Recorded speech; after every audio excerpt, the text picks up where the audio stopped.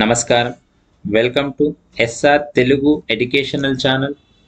ఇంతకు ముందు వీడియోలో 10వ తరగతి ఇతర మాధ్యమాల వారి కోసం వెలువడినటువంటి తెలుగు పాఠ్యపుస్తకం గురించి తెలుసుకున్నాం.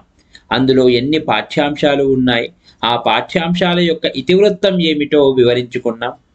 ఈ వీడియోలో మొట్టమొదటి పాఠ్యాంశమైనటువంటి చల్దుల ఆరగించుట గురించి తెలుసుకుందాం.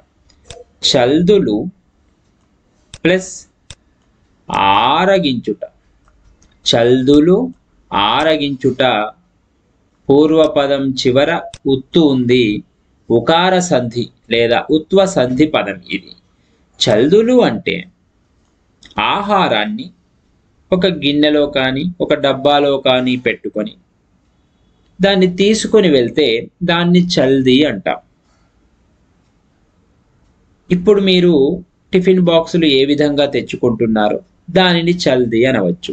ఆ చల్దులను ఆరగించడం అని అర్థం. ఆరగించడం అంటే తినడం, వారు తెచ్చుకున్నటువంటి ఆహారాన్ని తినడం అని అర్థం.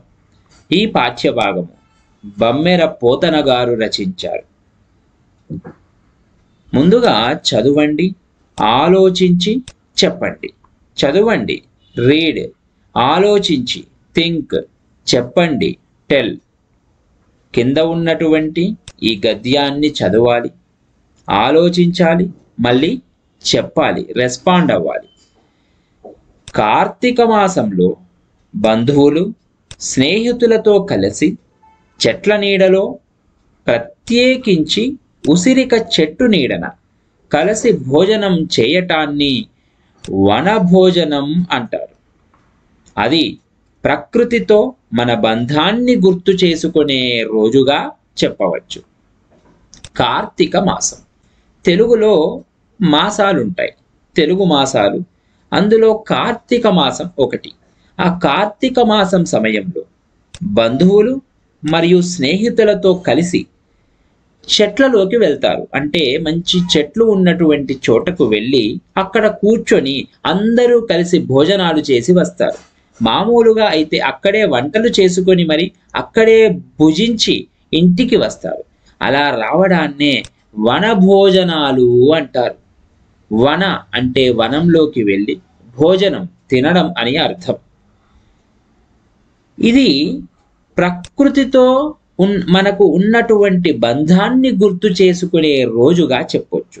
అంటే ఆ ప్రకృతిలోకి వెళ్ళడం, అక్కడ మాట్లాడుకోవడం, చుట్టుపక్కల ఉన్న చెట్లను చూడడం, ఆ ప్రశాంతమైనటువంటి వాతావరణంలో స్వచ్ఛమైనటువంటి గాలిని పీల్చుతూ అక్కడ భోజనం చేసి రావడం అని అర్థం. కింద కొన్ని ప్రశ్నలు ఇచ్చారు, ప్రశ్నలకు జవాబులు చెప్పండి. ఇక్కడ కొన్ని క్వశ్చన్స్ ఉన్నాయి, ఆన్సర్స్ చెప్పాలి.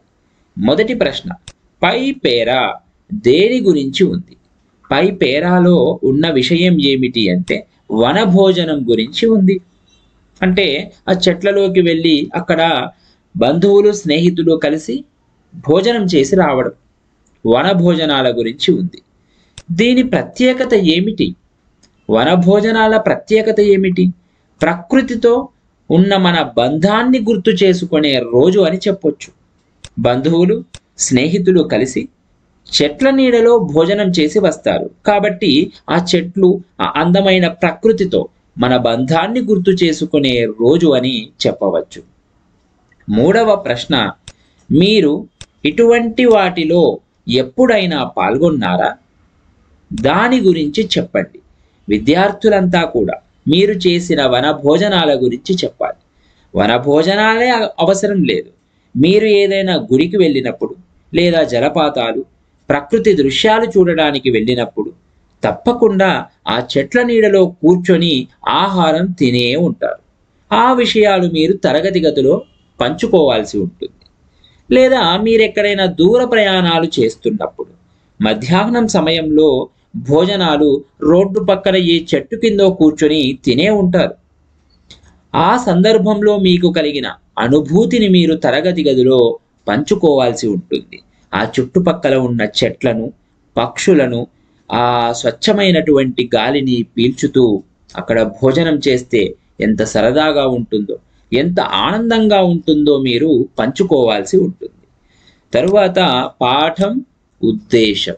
ఉద్దేశము అంటే పాఠం మనకు ఏం నేర్పించబోతోంది లేదా పాఠంలో మనం ఏం నేర్చుకోబోతున్నామో తెలియజేసేదే ఉద్దేశం.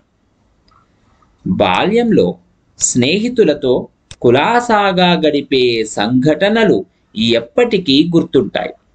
కాబట్టి ఇటువంటి ఆటలు, ఆనందాలు ఇతరులను నొప్పించకుండా ఆస్వాదించాలని చెప్పడం, భాగవతంలో వర్ణించిన బాలకృష్ణుని లీలలను పరిచయం చేయడం ఈ పాఠం ఉద్దేశం.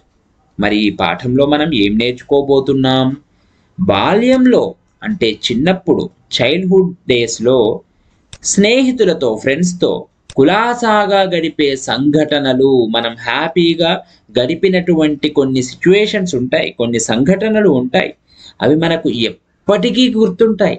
ఎప్పటికీ అంటే మనం పాఠశాల వదిలి ఉద్యోగాలు చేస్తున్నప్పుడు, అలాగే మనం వృద్ధులుగా మారినప్పుడు కూడా ఈ సంఘటనలు గుర్తుంటాయి.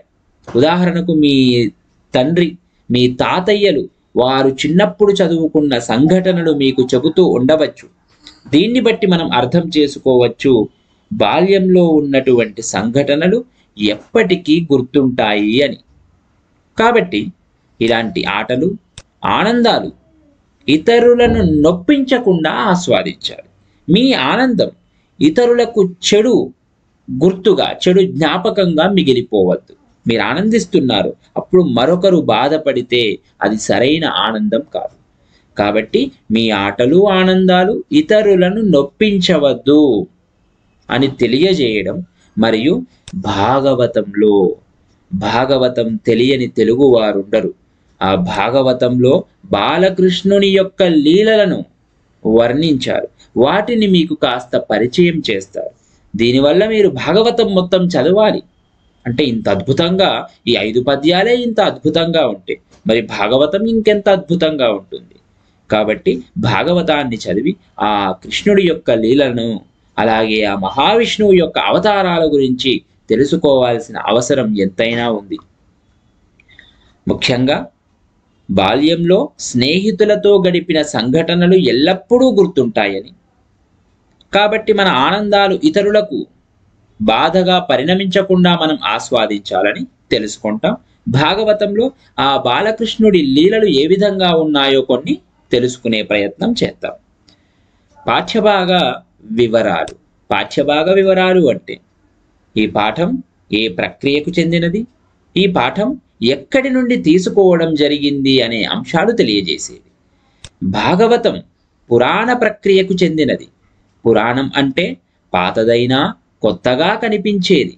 పురాణాలు 18, వాటిలో భాగవతం ఒకటి. ప్రస్తుత పాఠం శ్రీ మహాభాగవతం 10వ స్కంధంలోనిది. కంసుడు రేపల్లెకు పంపిన వేగులు ఈ కృష్ణలీలల గురించి కంసునితో చెబుతున్న సందర్భంలోనిది. ఈ భాగవతం అనేది ఒక పురాణ ప్రక్రియ. ఏంటి పురాణం అంటే? పురాణం అంటే పాతదైనా కొత్తగా కనిపించేది. ఇవన్నీ పాత కథలే, కానీ విన్నప్పుడల్లా ఎంతో కొత్తదనం, ఎంతో కొత్తగా కనిపిస్తాయి. ఈ పురాణాలు 18 ఉంటాయి. ఆ వ్యాస భగవానుడు రాసినటువంటి 18 పురాణాలలో, సంస్కృతంలో ఉన్న పురాణాలలో ఒక పురాణం భాగవతం. ఆ భాగవతాన్ని పోతన గారు తెలుగులోకి రాయడం జరిగింది. ఆ భాగవతంలో ఉన్న భాగాలను స్కంధాలు అంటాం. అందులో మొత్తం 12 స్కంధాలు ఉన్నాయి. అందులో నుండి 10వ స్కంధం నుండి ఈ పాఠ్యాంశము గ్రహించడం జరిగింది. కంసుడు రేపల్లెలో ఉంటున్న శ్రీకృష్ణుడి వద్దకు కొందరు వేగులను పంపుతాడు. వేగులు అంటే అక్కడ జరిగేటటువంటి రహస్యాలను తెలుసుకోవడానికి పంపినవారు. ఆ వేగులు ఆ శ్రీకృష్ణుడి యొక్క లీలల గురించి కంసునితో తెలియజేస్తూ ఉంటారు. అలా తెలియజేస్తున్న సందర్భంలో ఈ పాఠ్యభాగం అనేది మనకు ఇవ్వడం జరిగింది. కవి పరిచయం. కవి పోతన గారు. పోతన 15వ శతాబ్దం వాడు. జనగామ జిల్లా బమ్మెర గ్రామంలో జన్మించాడు. లక్కమాంబ, కేసన ఆయన తల్లిదండ్రులు. ఈయన భోగినీ దండకం, వీరభద్ర విజయం, నారాయణ శతకం, శ్రీ మహాభాగవతం రచించాడు. సహజ పండితుడని ప్రసిద్ధి పొందాడు. తెలుగు నుడికారంతో, శబ్దాలంకార ప్రయోగంతో ఆకర్షణీయంగా రాయడం ఈయన ప్రత్యేకత. పోతన గారు 15వ శతాబ్దానికి చెందినవాడు. 15th సెంచరీ వాడు. ఇతను జనగామ జిల్లా, తెలంగాణ రాష్ట్రంలోని కొత్తగా ఏర్పడిన జనగామ జిల్లా బమ్మెర అనే గ్రామంలో జన్మించాడు. ఇతని తల్లి పేరు లక్కమాంబ, తండ్రి పేరు కేసన. ఈయన భాగవతమే కాకుండా భోగినీ దండకం, వీరభద్ర విజయం, నారాయణ శతకం అనే గ్రంథాలు కూడా రాశాడు. ఇక వీరు సహజ పండితుడు అని ప్రసిద్ధి పొందాడు. సహజ పండితుడు, వీరికి ఎవరు గురువు లేరు. ఇతనే సహజంగా తన స్వశక్తితో చదివి ఎంతో జ్ఞానాన్ని పొంది ఒక గొప్ప పండితుడిగా ప్రసిద్ధి పొందాడు. వీరి భాగవతం చూసినట్లయితే తెలుగు నుడికారంతో, శబ్దాలంకార ప్రయోగంతో ఎంతో ఆకర్షణీయంగా ఉంటుంది. తెలుగు నుడికారాలుంటాయి.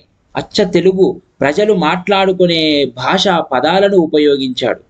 శబ్దాలంకారాలు కనిపిస్తాయి. ఏ పద్యం చదివినా కూడా వినసొంపుగా ఉంటుంది. వింటే మళ్ళీ మళ్ళీ వినాలనిపిస్తూ ఉంటుంది. అలాంటి అందమైన పదాలలో ఈ పద్యాలను రాయడం జరిగింది పోతన గారు. భాగవత పద్యాలు రానటువంటి తెలుగు వారుండరు. ఎందుకంటే అంత సులభంగా ఉంటాయి, అంత శబ్దాలంకారాలతో కూడుకొని ఉంటాయి ఈ పద్యాలన్నీ కూడా. కాబట్టి చాలా సులభంగా తెలుగు వారికి అలా వచ్చేస్తూ ఉంటాయి కంఠత. అంత అద్భుతమైన పద్యాలు భాగవతంలో కనిపిస్తాయి. విద్యార్థులకు సూచనలు. పాఠంలోని బొమ్మలను చూడండి, వాటి గురించి మాట్లాడండి. పాఠంలో మనకు చిత్రాలు కనిపిస్తాయి. ఆ చిత్రాలు చూడాలి. విద్యార్థులంతా ఆ చిత్రాలను చూసి పాఠంలో ఉండే కథను ఊహించి చెప్పవలసి ఉంటుంది. ఆ చిత్రాల గురించి చర్చ తప్పకుండా తరగతి గదిలో జరగాలి. మీ ఉపాధ్యాయులు చదివే విధానాన్ని శ్రద్ధగా గమనించండి. మీరు చదవండి. ఉపాధ్యాయులు పాఠ్యాంశాన్ని, అంటే ఈ పద్యాలను చదివే విధానం శ్రద్ధగా గమనించాలి. గమనించిన తర్వాత మీరు కూడా చదవడానికి ప్రయత్నించాలి. పాఠం చదవండి. అర్థం కాని పదాల కింద గీత గీయండి. పద్యాలు చదువుతున్నప్పుడు మీకు కొన్ని అర్థం కాని పదాలు కనిపిస్తాయి. అలాగే కొన్ని పలకడానికి రాని పదాలు కూడా కనిపిస్తాయి. అలాంటి పదాల కింద పెన్సిల్తో గీత గీసుకోవాలి. గీత గీసిన పదాలకు అర్థాలను పదపట్టిక లేదా నిఘంటువులో చూసి లేదా మీ ఉపాధ్యాయులను అడిగి తెలుసుకోండి. అలా గీత గీసిన పదాలకు అర్థాలు మీ పాఠ్యపుస్తకం చివర పదపట్టిక ఉంటుంది. అంటే కొన్ని పదాలు ఇచ్చి వాటికి అర్థాలు ఇవ్వడం జరుగుతుంది. అందులో చూసి తెలుసుకోవాలి. లేకపోతే నిఘంటువు, తెలుగు డిక్షనరీ ఉంటే అందులో చూసి తెలుసుకోవాలి. నిఘంటువు అంటే డిక్షనరీ. లేదా మీ ఉపాధ్యాయులను అడిగి అయినా తెలుసుకోవాలి. లేదా మీ స్నేహితులను అడిగి ఈ పదం ఎలా చదవాలి, ఈ పదానికి అర్థమేమై ఉంటుందో మీరు చర్చించుకోవాలి. తెలియనప్పుడు ఉపాధ్యాయులను అడిగి కూడా మీరు తెలుసుకోవచ్చు అంటున్నాడు. ముందుగా ఈ పాఠ్యాంశంలో ఉన్న చిత్రాలు గమనించండి. ఇక్కడ ఒక చెట్టు కనిపిస్తోంది. చెట్టు కింద లేగదూడలు ఉన్నాయి, చిన్న పిల్లలు. ఇక్కడ శ్రీకృష్ణుడు మధ్యలో పచ్చని గడ్డిలో కూర్చున్నాడు. చుట్టుప్రక్కల గోపబాలకులు కనిపిస్తున్నారు. తరువాతి చిత్రంలో అదే పచ్చని గడ్డి పైన శ్రీకృష్ణుడు మధ్యలో ఉన్నాడు. చుట్టుప్రక్కల గోపబాలకులందరూ కూర్చొని ఒకరి పదార్థాలు మరొకరు పంచుకుంటూ ఆనందంగా తినడం మనం గమనించవచ్చు. దీన్ని బట్టి వాళ్ళు తెచ్చుకున్న ఆహారాన్ని అందమైన ప్రకృతిలో పచ్చని గడ్డిలో చుట్టూ చెట్లు ఉండగా చల్లని నీడలో కూర్చొని ఆ ఆహారాన్ని ఆస్వాదిస్తున్నట్లుగా మనం గమనించవచ్చు. ఇక ఈ పాఠ్యభాగంలో ఏముందో మొదటి పద్యాన్ని చదివి వివరించుకునే ప్రయత్నం చేద్దాం. మొదటి పద్యం మాత్రం ఇందులో చెప్పుకుందాం. తర్వాత ఉన్నటువంటి 2వ భాగము, 3వ భాగము, 4వ భాగము తరువాతి వీడియోలో మనం చెప్పుకోవడానికి ప్రయత్నిద్దాం. ముందుగా మొదటి పద్యం గమనించండి. ఇది పువ్వు గుర్తు ఉన్నటువంటి పద్యం. పువ్వు గుర్తు ఉంది అంటే తప్పనిసరిగా దీన్ని కంఠస్థం చేయడానికి ప్రయత్నించాలి. అలాగే దీని భావాన్ని కూడా సొంత మాటల్లో చెప్పడానికి ప్రయత్నించాలి. తర్వాత ఇక్కడ షా, షా అంటే ఇది ఒక శార్దూల పద్యం. పద్యాలు రకరకాలుగా ఉంటాయి, వాటికి కొన్ని పేర్లు కూడా ఉంటాయి. షా అంటే శార్దూలానికి చెందిన పద్యం అని. ఇక ఈ పద్యాన్ని గమనించండి. ఎండన్ మ్రగ్గితి రాకటం బడితి రింకేలా విలంబింపగా రెండో బాలకులార చల్ది గుడువన్ రమ్యస్థలం బిక్కడి దండన్ లేగలు నీరు ద్రావి ఇరవందం బచ్చికల్ మేయుచున్ దండంబై విహరించుచుండగన్ అమంద ప్రీతి భక్షింతమే.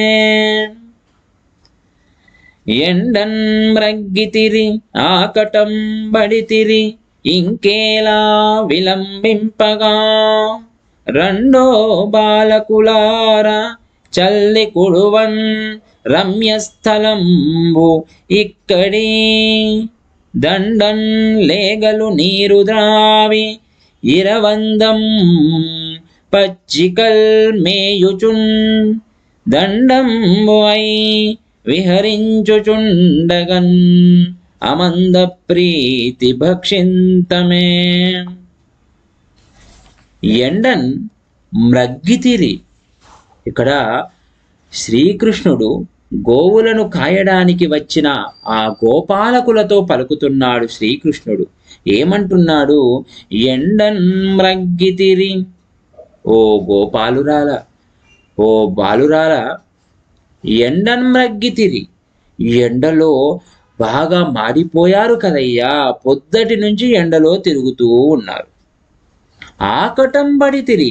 అయ్యయ్యో, ఆకలి బాధతో కూడా ఉన్నారు మీరు.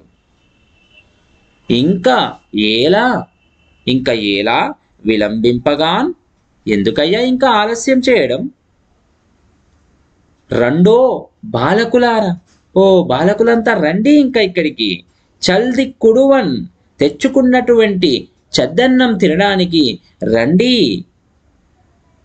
ఇక్కడి ఈ చోట్లో దండన్ లేగలు.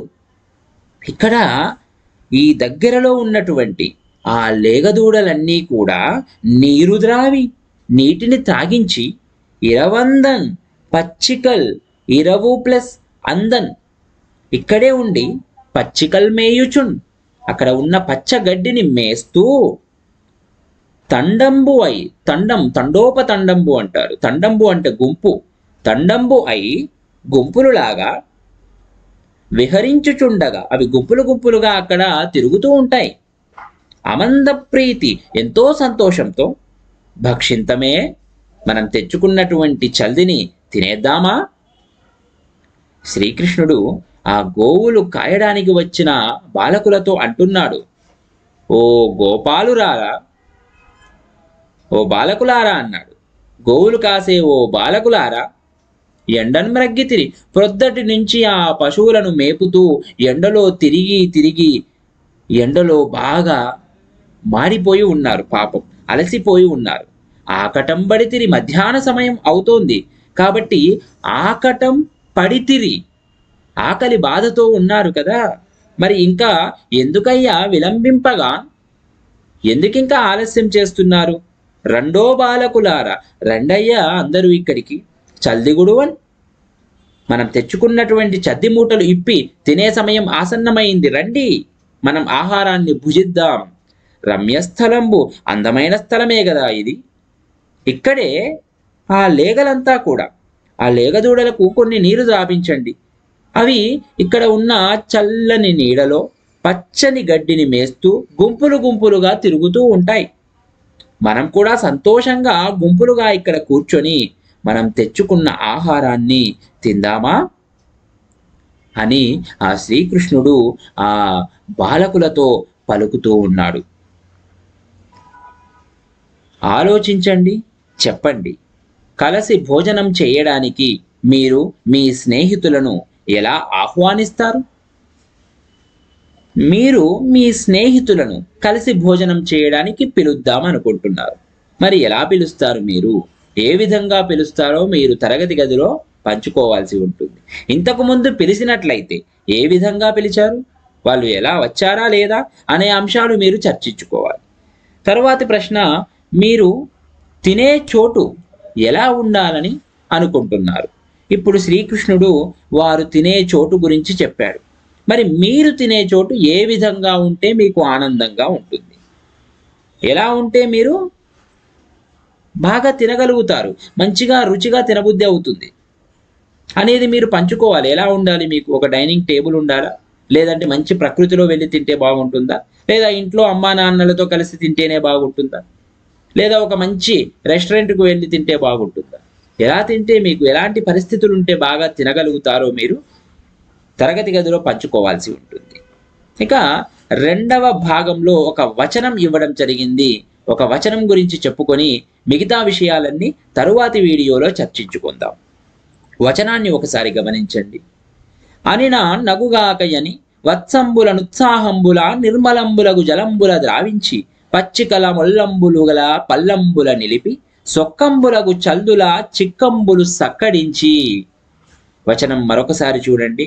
అనిన నగుగాకయని వత్సంబులనుత్సాహంబుల నిర్మలంబులగు జలంబుల ద్రావించి పచ్చికల మొల్లంబులు గల పల్లంబుల నిలిపి సొక్కంబులగు చల్దుల చిక్కంబులు సక్కడించి.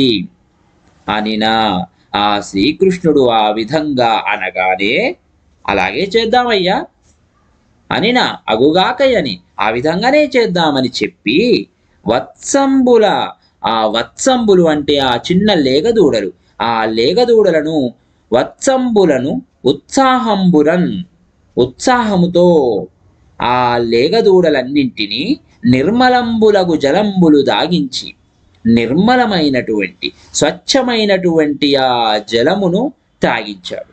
నిర్మలము స్వచ్ఛమైనటువంటి నీటిని ఆ దూడలకు త్రాగించారట. ఆ దూడలు త్రాగిన తరువాత పచ్చికల మొల్లంబులు గల, పచ్చికల మొల్లంబులు ఎక్కువ పచ్చగడ్డి పెరిగిన చోటును చూశారు. ఎక్కువ పచ్చగడ్డి ఉన్న చోటు చూసి పల్లంబులను నిలిపి, కాస్త పల్లపు నేల, పల్లము అంటే కాస్త దిగుడుగా ఉన్నటువంటిది, లోతుగా ఉన్నటువంటి నేలకు తీసుకువెళ్ళి అక్కడ చొక్కంబులగు చల్దులు, చక్కగా తెచ్చుకున్నటువంటి ఆ చల్దులను, అంటే అప్పుడు ఒక గిన్నెలో ఆహారాన్ని పెట్టుకొని ఆ గిన్నెలను ఒక బట్టలో పెట్టి గట్టిగా కట్టుకొని తీసుకెళ్లేవారు. అంటే ఆ ఆహారం అనేది ఒలికిపోకుండా. అలాంటి ఆ బట్టలను విప్పారట. ఆ విధంగా బట్టలు విప్పి చల్ది మూటలను కిందికి దించారట. అలా పెట్టుకొని బట్టలు విప్పి ఇక ఆహారం తినడానికి సిద్ధమవుతూ ఉన్నారు. మరొక్కసారి ఈ పద్యంలో మరియు వచనంలో ఉన్న విషయం గమనించినట్లయితే, మొదటి పద్యంలో శ్రీకృష్ణుడు ఆ గోప బాలులతో ఈ విధంగా అంటున్నాడు. ఓ బాలురారా, మీరు ఎండలో మాడిపోయారు కదా, ఆకలితో కూడా ఉన్నారు. మరి ఎందుకు ఇంకా ఆలస్యం చేస్తున్నారు? మనం జల్దీ ఇక్కడ తిందాం, చాలా అందమైన ప్రదేశం ఇది, ఇక్కడే మనం ఆహారాన్ని భుజిద్దాం. ఈ పక్కనే మంచి పచ్చని గడ్డి కూడా ఉంది, కాబట్టి ఆ దూడలకు నీరు త్రాగించి ఆ గడ్డి తింటూ గుంపులు గుంపులుగా అవి తిరుగుతూ ఉంటాయి. మనం ఆనందంగా ఇక్కడ ఆహారం తిందాం అని శ్రీకృష్ణుడు చెప్పగానే శ్రీకృష్ణుడు ఆ విధంగా అనగానే ఆ బాలురంతా కూడా అలాగే చేద్దామని చెప్పి ఏం చేశారట, ఆ దూడలకు స్వచ్ఛమైనటువంటి నీటిని తాగించారట. బాగా గడ్డి పెరిగిన చోటు చూసి అక్కడ వాటిని వదిలేశారు. అవి గుంపులు గుంపులుగా ఆనందంగా ఆ పచ్చ గడ్డి తింటూ ఉన్నాయి. అప్పుడు వాళ్ళ చద్ది మూటలు తీసుకొని అక్కడ కింద పెట్టారట. కింద పెట్టి ఇక తినడానికి సిద్ధమవుతూ ఉన్నారు. మరి ఏ విధంగా తిన్నారు వారు ఏ పదార్థాలు తెచ్చుకున్నారు, ఏ రకంగా వారు పంచుకొని తింటూ ఉన్నారు, ఈ విషయాలన్నీ కూడా తరువాతి వీడియోలో చర్చించుకోవడానికి ప్రయత్నిద్దాం.